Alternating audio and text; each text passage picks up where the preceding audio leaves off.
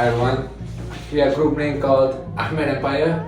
I am Ahmed, this is my team member, and this is my another team member, Faris. And today we're going to conduct an experiment related to the concept of inertia. Inertia is basically a concept in physics which resists any changes in its motion. For this experiment, we just need three things: a cup, a paper, and A table. to show the inertia experiment.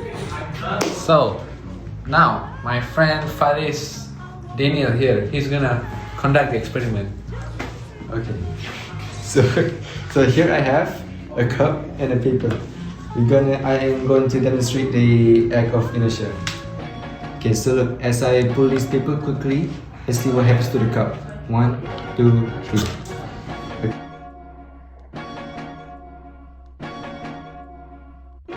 Okay, so as you can see, the cup stays in its place.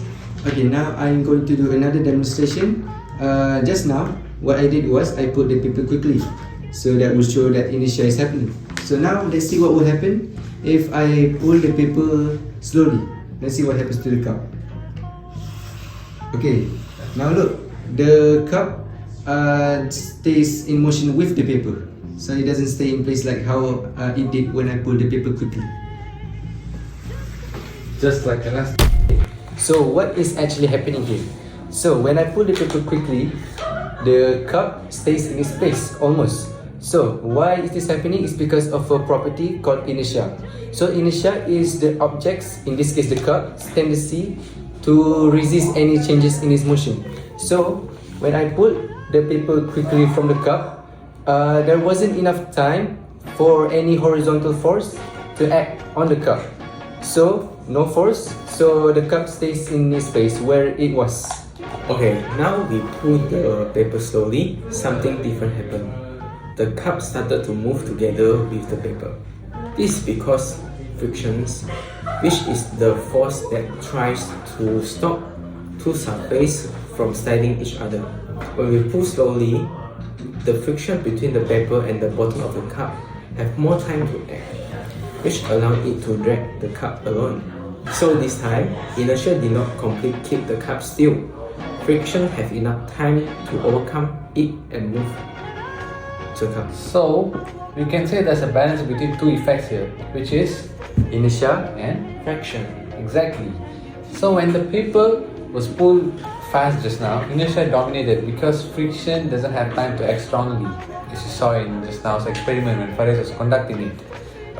But when the paper is pulled slowly, the vice versa happens, which is friction dominates and pulls the cup along with the paper, like it sticks together. This simple experiment clearly shows how both inertia and friction interact in everyday situations. It's a great way to see Newton's first law of motion in action.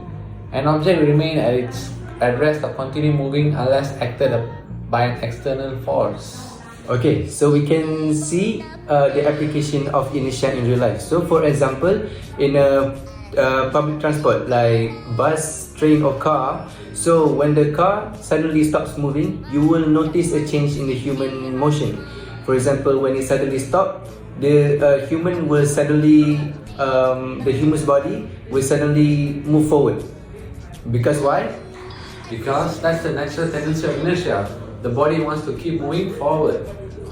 That's why seatbelt is very important to keep our body safely when the car suddenly stops. Yes. Listen to what your mom says. So as a reflection to this experiment, it is very interesting to see how physics works in real life. It is amazing how object will stay in motion unless an external force is put onto it. Okay, that's it for our group, Ahmed and Faris. Hope you guys enjoyed the experiment and understood the concept of inertia really well. Thank you. So, our group, Ahmed and Faris.